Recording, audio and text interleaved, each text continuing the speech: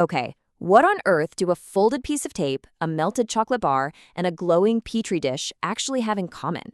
Well, get ready because we're about to completely dismantle everything you thought you knew about how history is made. Seriously, these incredibly mundane everyday items are the silent triggers of the modern world. In today's Explainer, we're diving into the staggering true stories that prove you absolutely do not need an army or a massive empire to change the course of human civilization. Let's get right into it. We're looking at ordinary people who changed the world. You know, in school, we're always taught that it's the generals, the emperors, and the presidents who shape our world. But let's be real, that's just the narrative written by the people in power.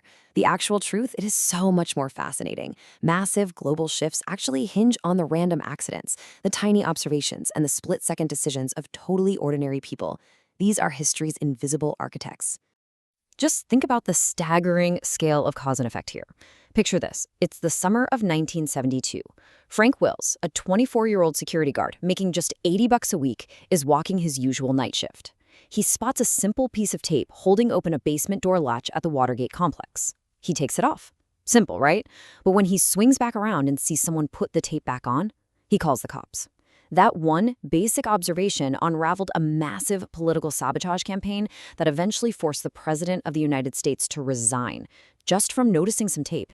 Or check this out. It's November 1989. The Cold War has split Europe down the middle for decades. An East German official is handed this rushed, totally confusing memo right before going on live TV for a press conference. When a reporter asks him exactly when the new travel regulations take effect, he misreads his notes, kind of panics, and accidentally mumbles, "Immediately, without delay." He had absolutely zero authority to actually say that, but the damage was done. Within hours, the Iron Curtain was literally being torn apart by bare hands, all because of a flubbed line on live television. Moving on to part 1, the man who saved the world. Okay, the year is 1962, dead center of the Cuban Missile Crisis. Imagine being trapped inside a Soviet submarine submerged deep in the Caribbean. The AC is totally busted. It's like 50 degrees Celsius in there, just sweltering. Carbon dioxide levels are spiking, men are literally passing out, and on top of all that, you're being actively hunted by American depth charges.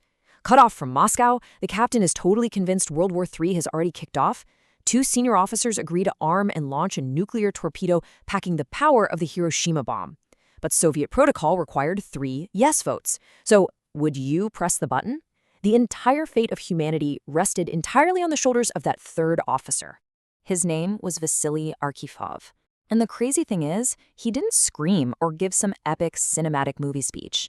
Despite the unbearable heat and explosions literally rattling the sub's hull, he just calmly, stubbornly argued that they didn't have orders. He just said no.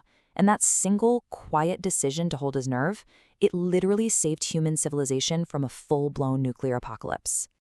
Which brings us to part 2, brilliant, world-changing accidents. Because, hey, history isn't always forged in these high-stakes, life-or-death moments. Sometimes the modern world is shaped by sheer, unbelievable carelessness. In the winter of 1905, an 11-year-old kid named Frank Epperson mixed some lemonade powder with water and absent-mindedly left it out on his freezing porch overnight. Oh, and he left the stirring stick inside. The next morning, he pulls out a frozen block on a stick. That totally basic childhood mistake turned into the popsicle, a massive global empire that now pushes over 2 billion of those things every single year. And here's another wild one. In 1945, an engineer named Percy Spencer is working with military radar tech, and he notices a chocolate bar in his pocket has mysteriously melted. Now, anyone else would just be mad about their ruined shirt, but Spencer? He was curious. He put some popcorn kernels near the machine, and boom, they popped. He put an egg near it, and it literally exploded in his coworker's face. That bizarre little investigation into a ruined snack led directly to the microwave oven sitting in almost every kitchen today.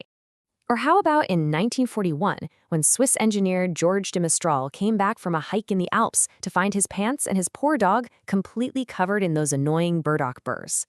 Instead of just grumbling and brushing them off, he tossed one under a microscope. He noticed they were covered in hundreds of tiny curved hooks. It took him years to replicate that natural design, but he eventually gave us Velcro, an invention so universally awesome that NASA eventually took it to space. 200 million. Let that number sink in. That is the estimated number of lives saved by antibiotics.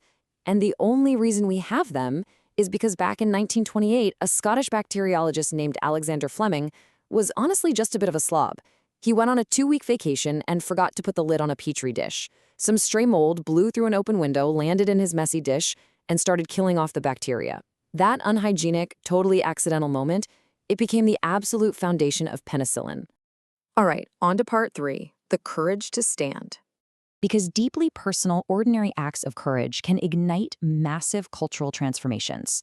Take Rosa Parks in December 1955. She didn't wake up that morning plotting a civil rights revolution.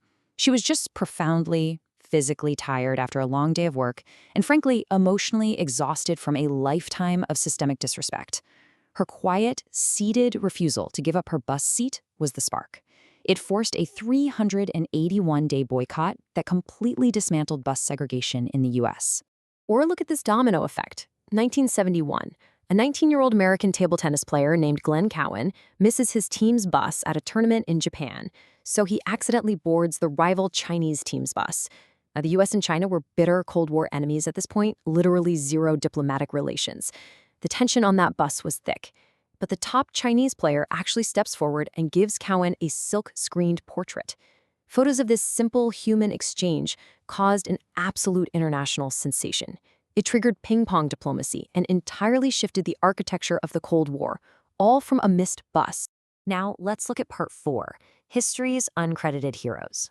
So while history is built by these invisible architects, it is often fiercely, brutally unfair about who actually gets the credit. Case in point, in 1902, an Alabama businesswoman named Mary Anderson noticed tram drivers struggling to see through the freezing sleet. She sketches out the very first windshield wiper. Brilliant, right? But when she tries to sell her patent, the auto industry laughs her out of the room, calling it worthless. Well, her patent expired in 1920, and almost immediately, windshield wipers became a standard feature on literally every car on Earth. She never made a single dime. Then there is the deeply heartbreaking story of Henrietta Lacks. In 1951, she was a 31-year-old Black woman getting treated for cervical cancer.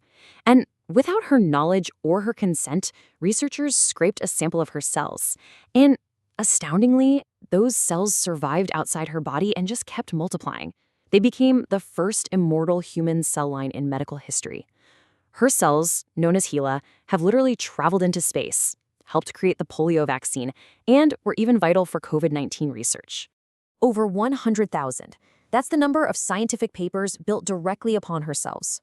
It's a massive, staggering medical debt extracted directly from her body.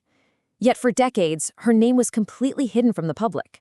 Her family received absolutely no compensation for providing what is essentially the literal biological foundation of modern medical science. It's a profound, sobering reminder of the unseen and exploited people who genuinely built our world. Now, on a slightly lighter, but still pretty astonishing note about unfair trades, let's go to the 1930s. Innkeeper Ruth Wakefield was baking and realized she was totally out of baker's chocolate.